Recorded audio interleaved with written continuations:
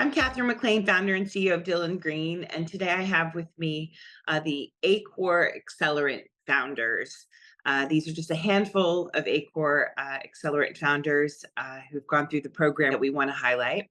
The first person we'll mention is Clare Redden, who is the founder of Solar Stewards, followed by Laura Zapata, who's the founder and CEO at Clearloop, and then Kenney, who's director of strategic growth at Emrgy. And then last but certainly not least, Constance Thompson, who is the SVP of Equity and Justice at ACORE, who's made all this possible. Thank you for joining me today. So we can start in that same order if you like. I've invited you all here today because you're successful founders of renewable energy companies and are part of ACORE's Accelerate membership program. Dana, can you start off, please, and introduce yourself and tell us a little bit about yourself and your company? I'd love to, and thank you, Catherine, for having us, and thank you, ACORE Accelerate Program, for another opportunity to share about our firm. Thank you, Constance, for leading the program, and I heard on the Boss Community Meeting, the next year, 5-year anniversary. I hope we can do something fun there. Solar Stewards is one of the first member companies of the Accelerate program. I believe we graduated in 2022. It's all been a little bit of a blur. We're a social enterprise based in Atlanta, Georgia.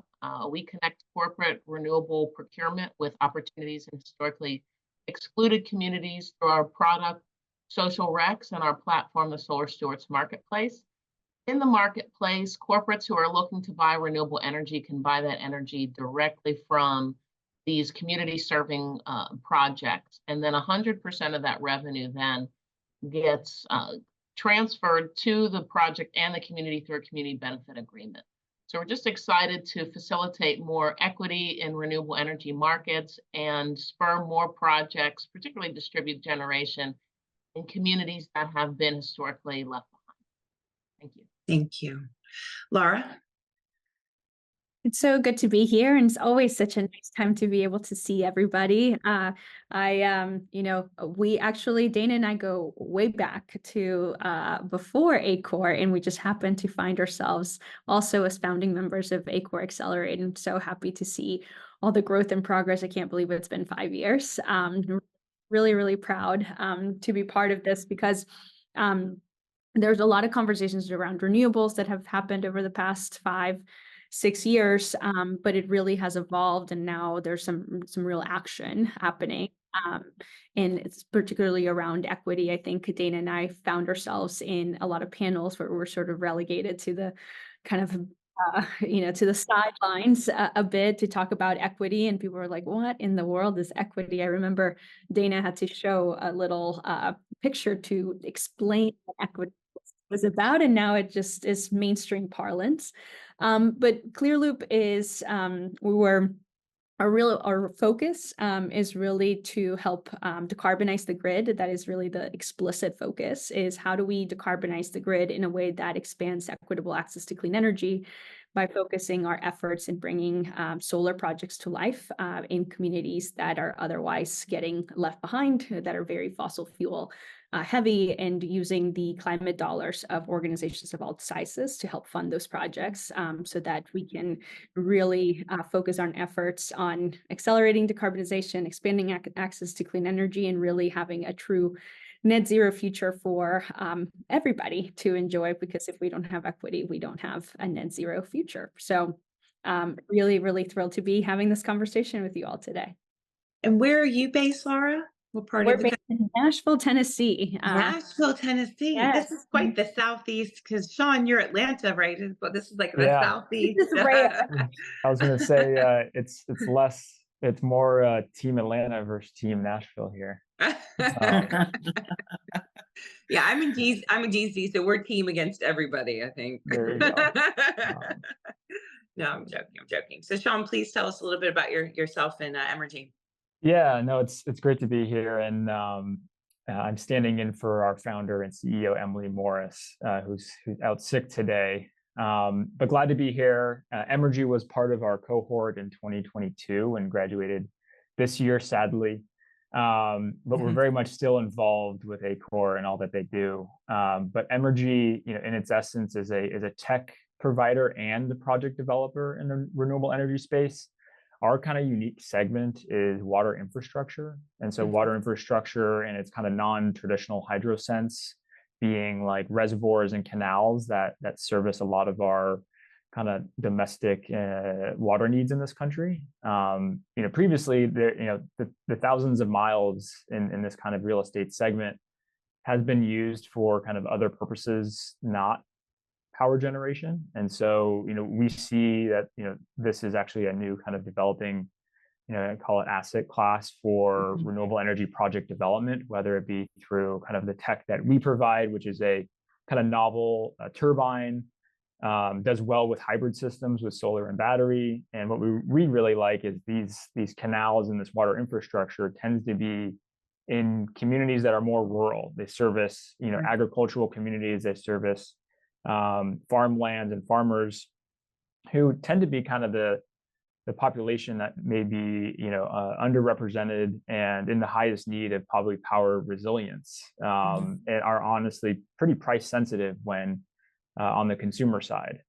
And so it's a nice pairing of stakeholders for where the resources, for what the tech that we do, and to where the kind of end consumer and customer is looking for value. Thank you for that. Constance, do you want to share some words? I wanted to kind of set the stage here, both for our members. These are all alumni members of the program, Right. that are all companies owned by women in clean energy. And the impact that women are making in this space is transformational. It's been accelerated. And part of today's discussion, I'd like to be just that. So please brag. Please brag about what you've done and what you've done to transform, because it's just been amazing how women companies are leading that, and just incredibly proud of the work they're doing. So I just wanted to make sure that we kind of centered on the fact that these are all women-owned companies making transformational impacts, which are unprecedented in this space. So I'd like to focus on that today. So what are key problems in the energy sector that you all are aiming to solve, and how do you feel like you're uniquely positioned to do so? Dana, do you want to start? So what problems are Solar Stewards looking to solve in this, now massive climate economy? It's multifaceted, I will say, and I think we know, as Laura was saying, that journey of learning the intersectionalities of all of these issues over, since before the racial reckoning, but certainly since then. One of which is just the industry itself and the practitioners that are able to participate in this industry. And so with an incentive like a social rec, we're able to call attention to those intentional projects that have diverse teams. And I think we know at this point that those teams are very valuable. They outperform other teams, and just demonstrating that to the industry and the marketplace, that those teams have an additional value, and being able to bring that revenue in to showcase that value from a buyer's perspective. Also, the distributed energy resources, we know that those are going to be a very critical part of our grid mix in the future. We also know, speaking of from the Southeast, we also know certain regions of the country, it's a little more difficult to get those projects done. But they are imperative to an equitable grid future, an equitable climate future, not to mention the value that distributed energy resources bring to grid services resiliency, which is a direct correlation to disaster response and health. And then, of course, an ownership proposition when you can have those power generating assets located, on your church or, on your community center. And so through social recs, we're able to incentivize those projects where there's maybe not a recent incentive or excuse me, a local incentive or a renewable portfolio standard in that particular area. So I could go on, but those are just two that are our priority at Solar Stewards. Thank you. Laura? Yeah, I think, if you think about where we are in time, we're transforming the way that we make electricity. All of us turn on the lights and we expect them to turn on. We power our phones and turn on all of our devices, and we just expect it all to happen. And we don't really think about, well, maybe now the ones of us sitting here are thinking about it a little bit more, but you don't really think about, most people don't think about where that electricity is coming from. And what we're experiencing in this country is a total transformation of how we make electricity. And so whether it's, more renewable energy sources or different types, like Sean was talking about his business, or, distributed and locally sourced and created versus, giant transmission, big utility scale projects, we're really changing the way that we make electricity. And that means that we're transforming our economy. And so I think there's a massive opportunity for all kinds of entrepreneurs to really dig in here and try to figure out what is our stake and how do we bring our creative juices and our ideas into the mix. And so for us, I did not come from a science or engineering background. It really came at this from a communications background. And I think when we talk about climate, when we talk about the kind of climate economy and the growing climate industry, I like the way you phrased it, Dana. One of the things that I think sometimes is missing is like, how do we make sure that we have more people that are participating and getting access to the kinds of investments that we're seeing? Because these are big infrastructure investments that are happening. And so for us, the way that Clearloop has positioned itself is basically focusing on 3 key areas. We look at how sunny is a place. So look at irradiance. We're using solar as our primary source of how we want to decarbonize and generate energy. We look at emissionality, or the local marginal emissions, how carbon intense is a grid in a particular place, because we're making electricity from different things across different parts of the country. Some are more fossil fuel intense than others. And then 3, we look at the distressed community index. And it's just a way to basically look at what are other socioeconomic factors. And to Dana's earlier point about intersectionality, we're not surprised to see that, fossil fuel dependent communities are also those that have been underserved and under-resourced for generations and have persistent poverty, and often are communities of color. But they're not lacking in the resource that we need to make that electricity, which is sun. And so when you look at those factors, the Southeast and the middle part of the country is really where we see that is true, right? Where these factors all, irradiance is high, we get lots of sun, where we have still a lot of fossil fuel dependence and carbon intensity of the grid. When we turn on the lights, we have a different impact on our communities in places like the middle of the country, like here in Tennessee versus California. And 3, the distressed community index. So I think we really try to position ourselves as like, how do we get really smart about the using data to focus our efforts and investments in infrastructure in a way that brings more people to the table, whether that's more communities to the table, and also more corporates and other organizations that are looking to invest their climate dollars in something meaningful, and we're giving them something meaningful by deploying more solar in these communities. Thank you for that. Sean? Yeah, so some of the key problems, I guess, in the sector that we see is, there's this kind of like hub and spoke model that's kind of been around for a while, and that has a certain level of like fragile, a fragile system, a part of the electrical supply. And so now we're seeing kind of an emergence of distributed energy resources that are rightfully bringing power closer to the end consumer.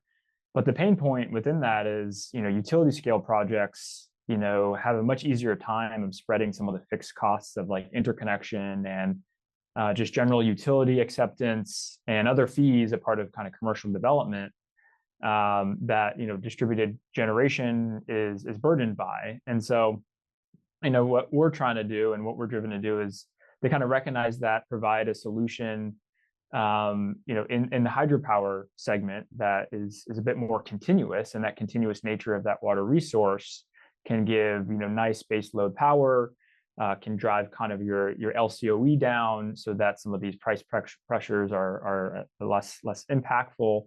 And so we're trying to solve it through kind of a new view on conventional hydropower in a more modular way. So the turbines that we've made are kind of these small 5 to 20 kilowatt turbines. That's, you don't just use once, you use it in an array of 20 to 50 of these that can be distributed, but also tend to be a bit smaller, but you can move a bit faster. And so I think some of the challenges we are excited about solving is that we're seeing this fast clip of power demand happening, but a slow to respond utility scale deployment because of what's going on the utility regulation side. And so, a quick way to cover that gap on the demand is through a distributed way where they may not have as many kind of interconnection queues, smaller project sizes, smaller capex, more distributed, to quickly kind of meet some of those market needs. Constance, can you explain what ACORE's Accelerant membership program is and how it supports clean tech founders? So, because I get so excited about the work you all are engaged in, I want to pitch back to Dana, Laura, and Sean to talk about some of the projects and Right. of the impact of the projects that you had. Because I think it's a perfect complement to what each of you just shared. And you guys are working on some pretty innovative things I'd like to share. I'd like to have the audience here, and then I'll answer the question about what is ACORE Accelerate and so forth. Yeah. Absolutely.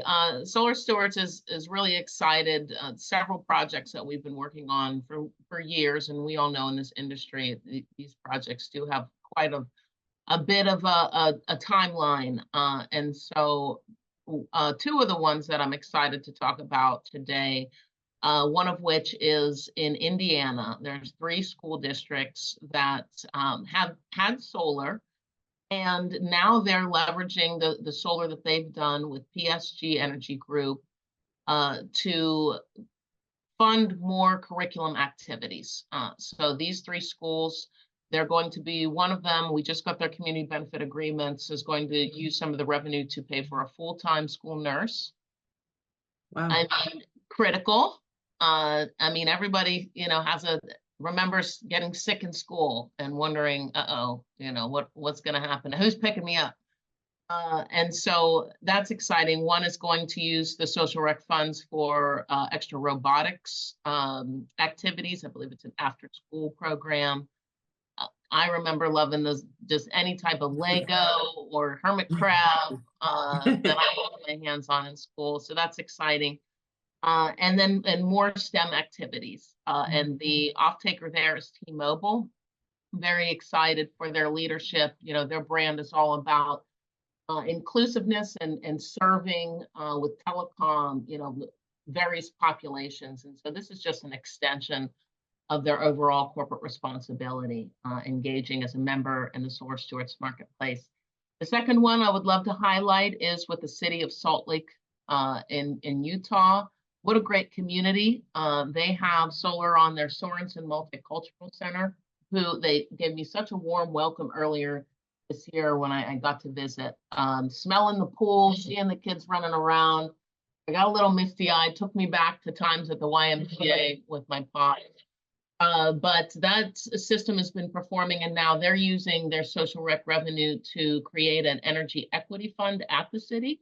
And through that fund, they're able to receive revenue from multiple grants and things that they've won. They really needed a dedicated fund. And with their community benefit agreement, they included a number of programs that they already have. So one of the things that we like to highlight at Solar Stewards is, typically not typically, pretty much all the time in every community, there's always someone doing excellent work already. Mm-hmm. Let's just support them. Mm-hmm. And so that includes a homeowner program for people to, particularly elderly folks, to receive funds to do home upgrades. That includes some energy equity education. And then, of course, some programming at that multicultural center. And Okta is the off-taker for that. They're a tech company. And again, their dedicated climate action has really been centered on equity, and we're part of a number of solutions that they have chosen as well. Thank you. Thank you for that. It's wow. It's Wow. it's so mind-boggling to me because when you said a school nurse, I thought to myself, gosh, I thought every school had a full-time school nurse. I mean, it just really puts things into perspective. It sure does. And, initially, one of the schools asked us, can we use this for a mental health counselor? And I was just like, wait, wow. And then I started to connect, we talk about the intersection of health and energy all the time. Right, I would not include mental health. right. So one of the things that I love about this work is, being able to meet other innovators, like on this panel today and through the ACORE Accelerate program, but also just to always increase my learning of Mhm, what communities are dealing with and being able to provide at least a part of a solution. mhm, mhm. Laura? Yeah, well, I've had the pleasure of getting to invite Constance to a couple of our community events. We Clearloop has been around for a little bit over 5 years, and in those 5 years, we have about 5 projects online. I think we're going to get the 5th one online this coming week or so, and those are 5 solar projects across mostly Tennessee. We have first one in Jackson, Tennessee, one in White Pine, Tennessee, which is West Tennessee, and then Paris, Tennessee. And then this year we got to flip the switch on 3 projects in one community, Panola County, Mississippi, which is right outside of Memphis, which is where I grew up. So it's very near and dear to me. But what was cool about that, and what's been cool to see about, I guess cool is the right word, but exciting to see around all of these projects is who's supporting them, and then what do they look like in all of those various communities. So Panola County sort of gives a really great example of in a reflection of what we're intending to do and what we've done. It never seen a solar project in that community. It's a community that's sort of at the intersection of the Appalachian foothills and the Mississippi Delta. It's a very diverse community. Sort of teeters majority minority, and it's been highly agricultural and somewhat industrial, and they'd never seen a solar project in their community. And when we first approached the community, the idea was like, look, we think the solar project can be an economic development tool. We don't have a whole lot of, because this was 3 years ago when Clearloop was just 2 years old, and we were trying to figure out, is this something we believe that this can stand out as something that the community can leverage to bring other folks and kind of show itself for innovators and welcoming of new industries. And so we by the end of this year, this community will have not 1, but 3 solar projects, which is really exciting. And they're supported very differently. One project, which is about 6 megawatts DC, about 1,000 or so homes are going to be powered with that project for the next 40 years, every year for the next 40 years. There's another project, which is really exciting when you think about that. That's like real infrastructure and real locally sourced power. A lot of years. Lots of years. A lot of elected representatives during that time. Yes, and real legacy, Yeah. that first project is actually connected to a substation that's named after the gentleman who helped bring electrification to that community. And so it was like this whole like beautiful full circle. Like never could I have imagined that that's what we were doing, but it was a way to show, electrification and energy has always been a source of economic development and sort of a way to industrialize and bring communities to the future. And this was so cool to see the first solar project connected to this legacy. But what was cooler, I guess, I don't know, maybe there's a better word. I'll come up with something. But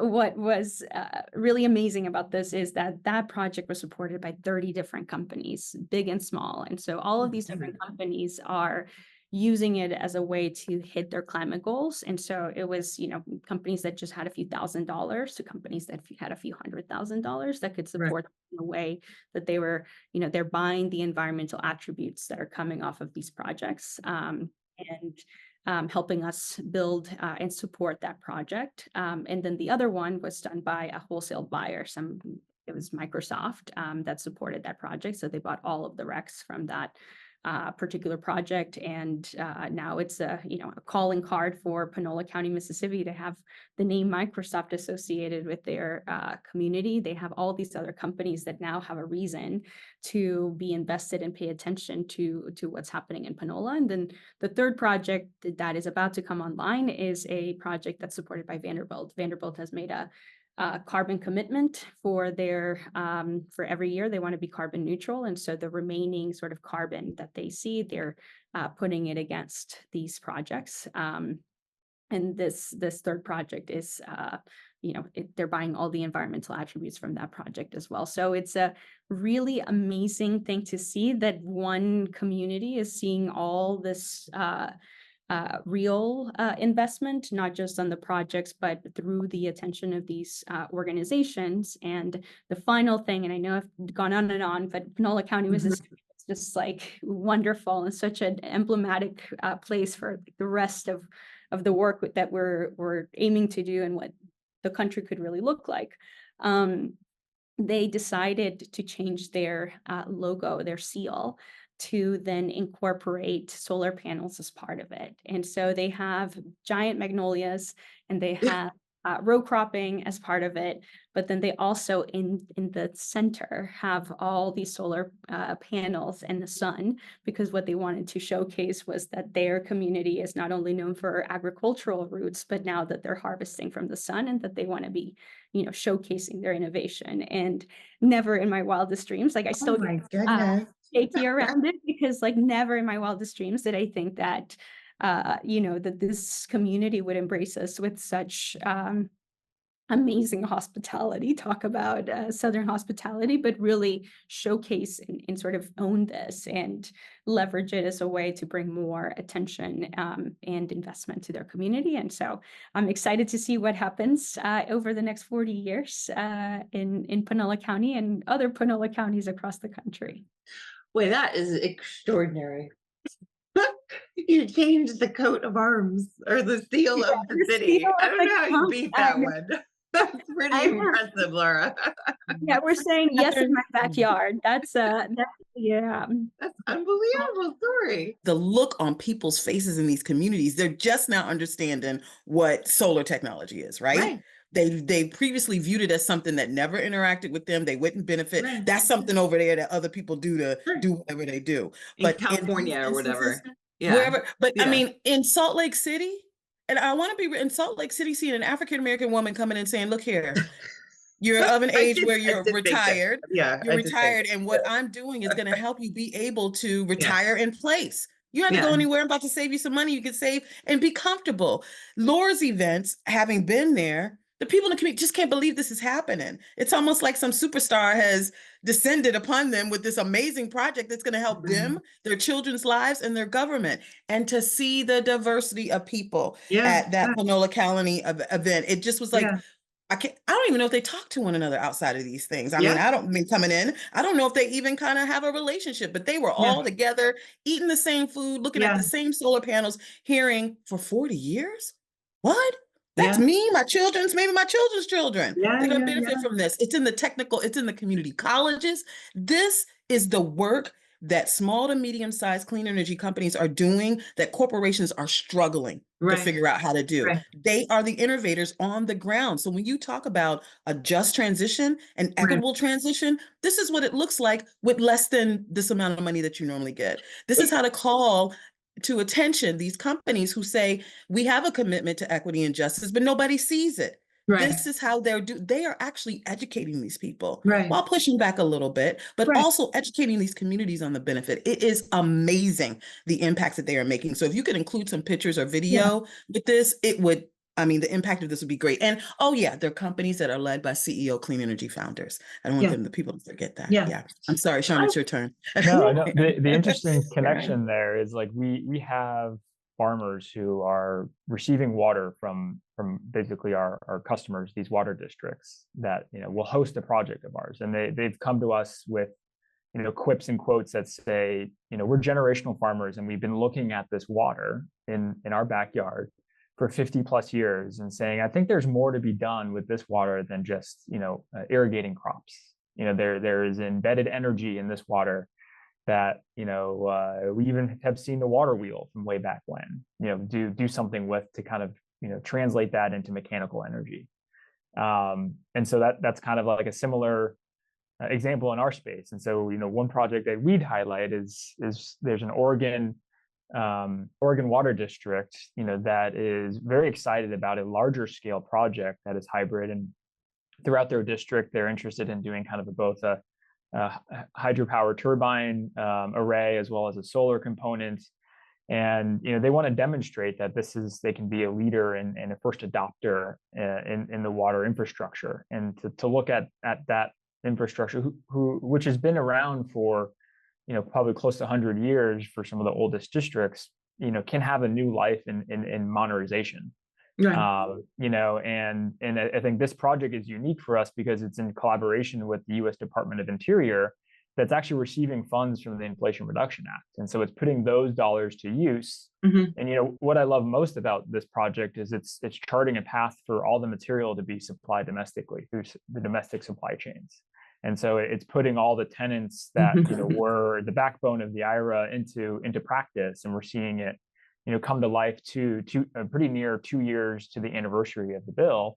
And to me, this is a testament to kind of the growing sentiment of how modernizing this kind of water infrastructure can be and this water infrastructure can be a role in kind of the energy supply mix. And seeing both the public and private stakeholders kind of saying yes to it has been quite validating for us.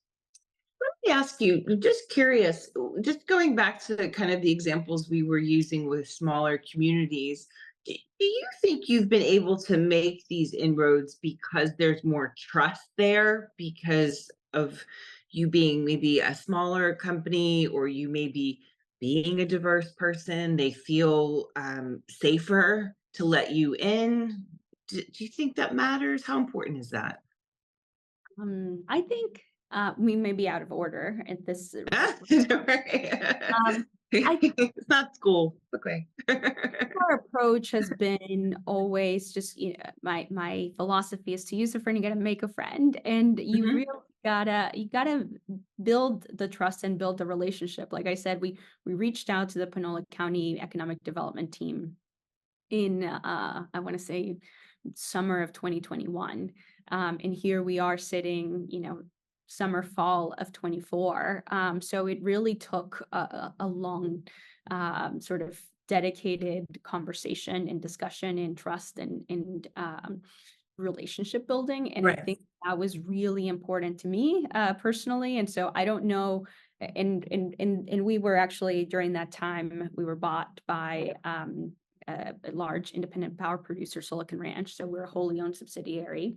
But in that time, I think what was really important and clear to me, and something that now the Silicon Ranch CEO also says a lot, is we have to have a social license to operate. So, have we actually been the neighbor and that we really want to be? Have we actually shared who we are and what we're trying to do and learned from the community about what's going on there? Or are we just saying, hey, this is good for you, just don't worry about it, and let me take over your land and put something you don't recognize or necessarily understand? Nobody appreciates that. And so I think our approach has been very intentional on building that trust, because it's fundamental to doing business, not only just doing business. And I think that it's not always the warm and fuzzies, right? People are very skeptical.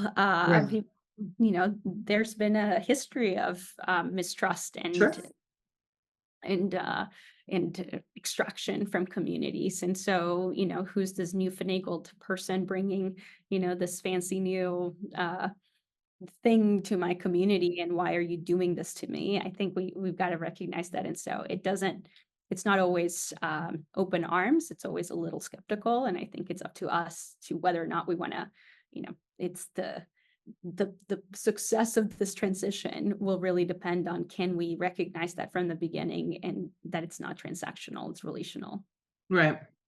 Yeah, to add to that, from our view, like with a newer technology in kind of these modular hydropower turbines, there's a perceived risk of like, what is this new thing and why do I need it? But I think, a little bit what I was going to echo was when some of the customers or communities, interests are really, really heard and also baked into the project early on, then we kind of feel the adoption and trust kind of comes shortly after that.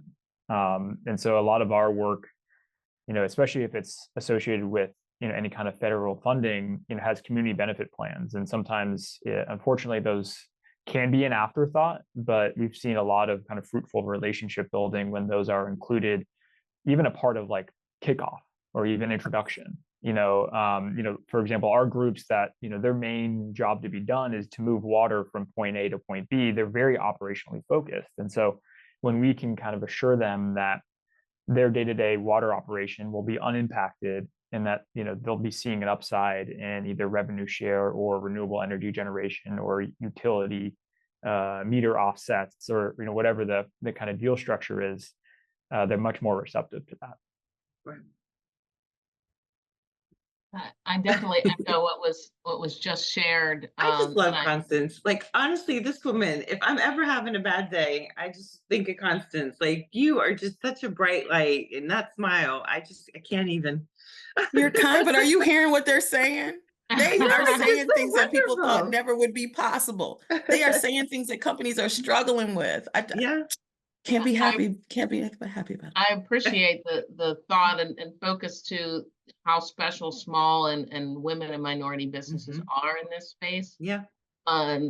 Because I think you're, as was said, exactly right. It's kind of our superpower to be able to really connect with communities and in ways that maybe large energy infrastructure has not been able to before.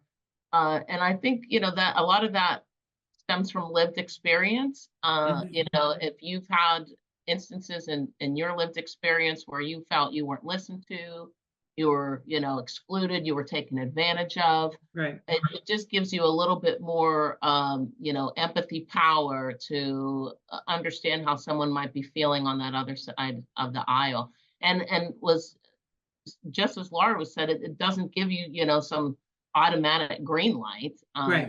It's certainly not a red carpet everywhere you go, because all communities are different. But I definitely appreciate the challenge to connect and continue to learn. I learned fairly recently that some communities just really aren't down with renewable energy credits.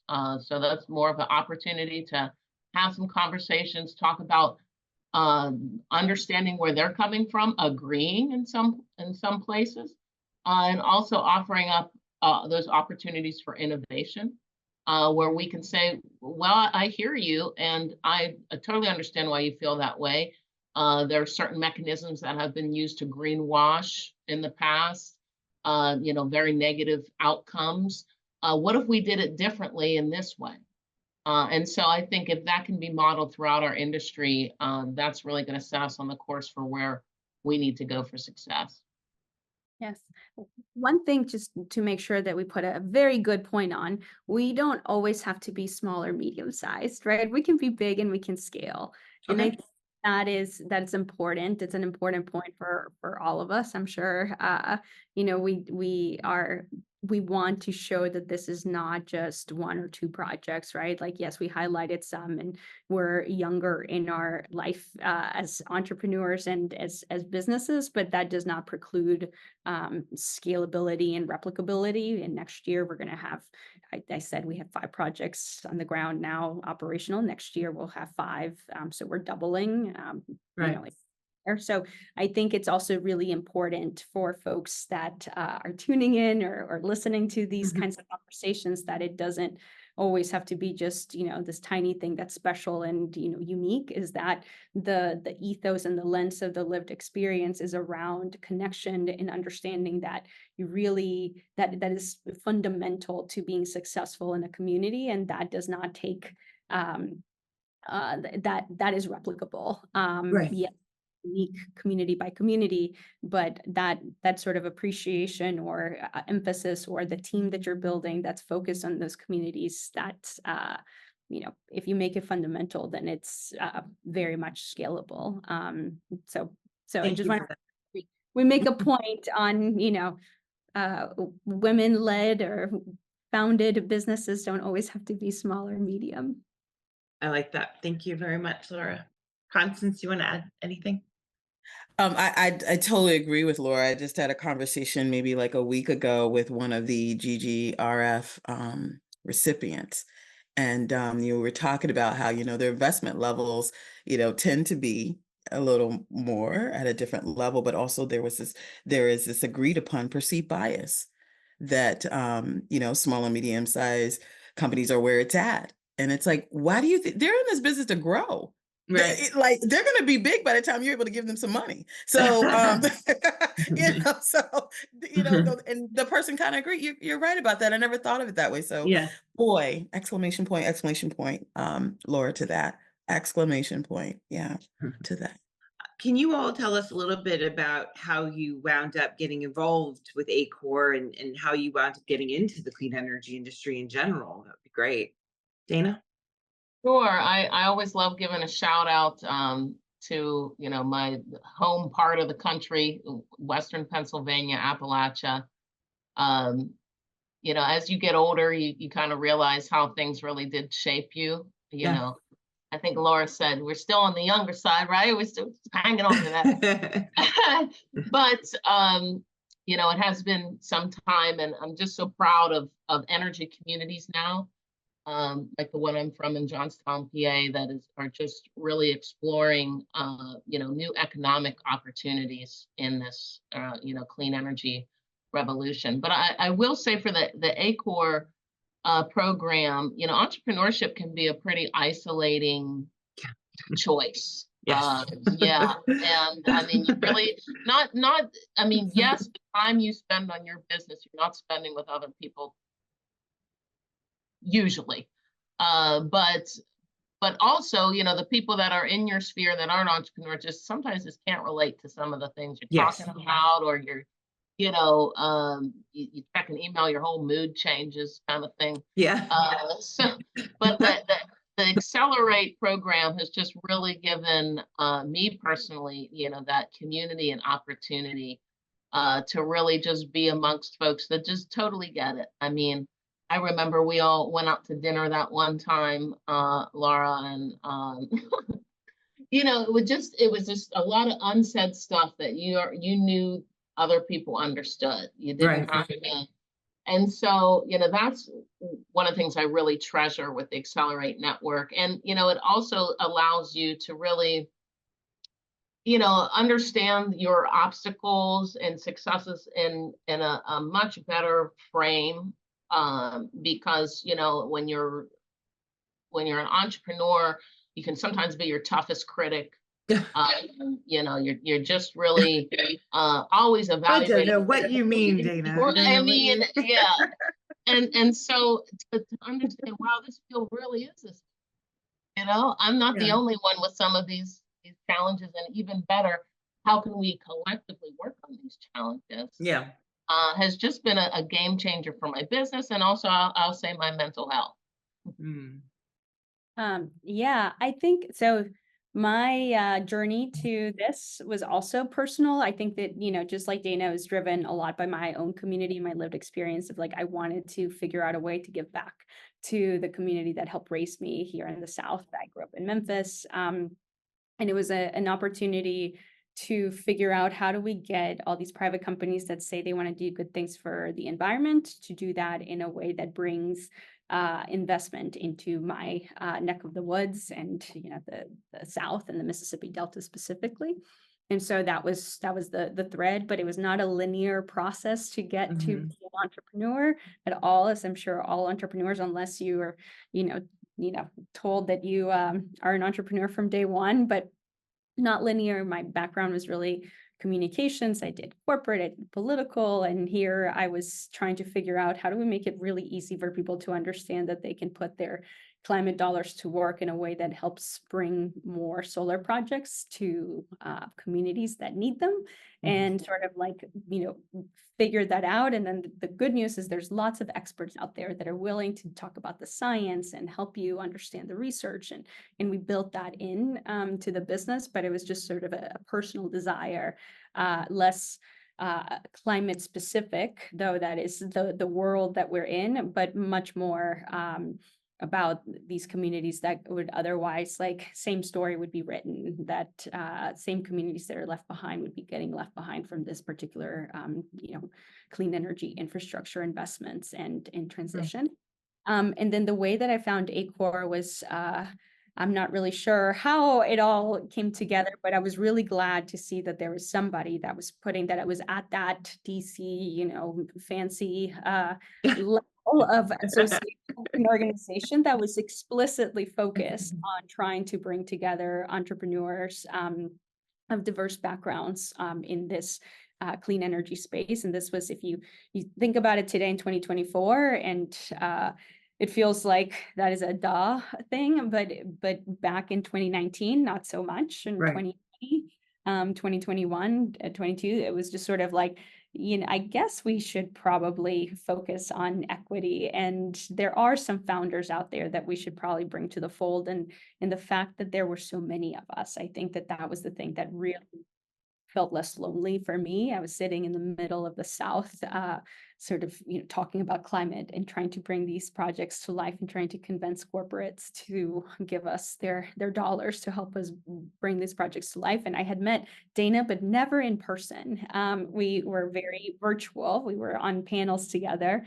And then it wasn't until ACORE, and, part of that was pandemic related, but that really, I think that the most fundamental thing for me has been this joy of Black and Brown founders coming together and people of color coming together and really getting excited about what we're doing and feeling less alone. And so whenever we'll get a chance to get together with either the alum class or the new class, it just feels like there's so much joy in what we're doing. And it re-energizes me all over again for the work that we get to do. And I can't wait to one day do a deal with many of my peers. We haven't figured out how to do that yet. But it's a really exciting thing to just know and be like, hell yeah, I know that person and they're doing amazing. And yes, let me amplify the work that they're doing. And I think that has been incredibly empowering, at least for me. Thank you so much for that. Yeah, there's so many common themes here. So, I think a little bit of my arc will kind of touch on some of the similar topics, but, my fabric for my early career was an environmental engineer. So kind of environmental sustainability, it's always kind of been kind of core to my character. But, when I had exited grad school in 2020 and joining this startup, I was kind of looking for a way to kind of get smart quick, and always like finding my watering hole of high quality information from trusted and experienced professionals. And ACORE was one that quickly came to the surface, and ACORE Accelerate was that opportunity for me to jump in and learn at a really rapid pace and actually find a way to incorporate that back into my business in a uniquely fast way. And so after joining the Accelerate program, I was incredibly happy by the amount of kind of like-minded professionals in this cohort. And, we're all kind of overcoming similar challenges together. And there was a certain energy and spark in that always kind of fueled the gatherings and the engagements. And so, I think a part of that group, kind of came together and formed a collective voice to go make, specific asks to big players in the kind of financial and policy world that ACORE also brings together. And so I think there was kind of this very kind of organic yet productive way in doing that. And because if enough of our cohort members had similar thoughts and similar challenges, we're not alone, and it's actually worth kind of approaching the right solve for that in industry. And so I think it was incredibly fruitful. And, looking back on my 2 years, I wish I was still back in the middle of my 2-year period, but that's a little bit about how we came to the program and how we've really seen a lot of benefit from it. So we're running out of time. We just have a few more minutes. And so what I'd like to end with is just any advice that you all may have for other people who want to do this. I'll just quickly say that you can overcome the fear. I don't think I really knew what fear was until, you put your stuff on the line as an entrepreneur, and then like, what is that weird feeling? I feel awkward, and oh, that's fear. This is scary. This is some scary stuff. But particularly when you have a community that understands, have that support system, you can face it, overcome it. So don't be afraid to take a risk, and make sure that you embrace the communities and people around you. Let yourself receive help. Sometimes I think it could be easy to feel like you have to do it all yourself, and that's entirely untrue. And I just wanted to thank on the same vein, this opportunity to share insights and have a couple laughs and see all of you again. It's always a pleasure.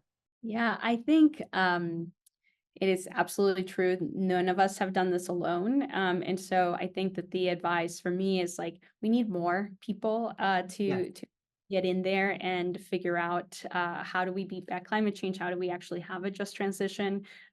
We haven't figured out, we don't have the answer yet. And so we need more creative, entrepreneurial people to lean in here and figure things out alongside us. I'd like to say that we have great ideas, but we don't have all the great ideas. And so this is this is a huge opportunity in our economy and our history. Like, we are talking about transformational change in communities, in systems, in the way that we just make electricity in this country. Like, that has not been done for generations. And so like here we're at this like critical time. Yes, it's scary and there's this crisis of climate happening, but at the same time, that means that there's a great deal of opportunity for all of us to figure to get your talents and your creativity in there. We need it. We need that sort of diverse perspective, lived experiences to help us solve a lot of the challenges that we have ahead. And then the good news is that there's also a lot of infrastructure now that has been built. ACORE Accelerates program has been around now for 5 years, and that means that they've really figured out a lot of secret sauce. And they organizations and government agencies and others that have really tuned in and try to figure out what is the support infrastructure. So I think the good news is that there are some pioneers that have been are ahead and have figured out some of the kinks. There's probably still some kinks and more support infrastructure that we could use, but it is there's a path that has been charted, which is exciting. Yeah, I'd also agree with Laura that in times of system disruption, there's a lot of opportunity. So I think it encourages us to be bold. And I think the other piece of advice is like always be testing. I think there's only so much you can get done through desktop analysis. So like get out there, talk to your end users, drive relationships there. Their pain points that need to be solved will essentially come out of the woodwork through that. And so that's my little nugget. I guess in closing, this has been a bunch of fun. Thank you for putting this on. You're so welcome. I just it's really important to me that I would like to do this every year. Like, I want to keep going. Like, that's what I was saying to Constance. I don't want it to just talk about it once and then that's the end. Like, I want to keep talking about it. So. We will continue to do that. Catherine, I would just end by saying this is ACORE Accelerate. This is the experience. This is the ecosystem. This is the impact that members are making. It's not really about the program. It's about the members. And this is ACORE. We do alumni awards. We do a graduation ceremony and everybody gets an award and there's data. I'm so happy to see it's on your desk. That's great. And if people want to apply, Yeah. applications are open for our next cohort. October 17th is the deadline, acore.org/accelerate. Thank you so much. Thank you all. Thank Mhm. you.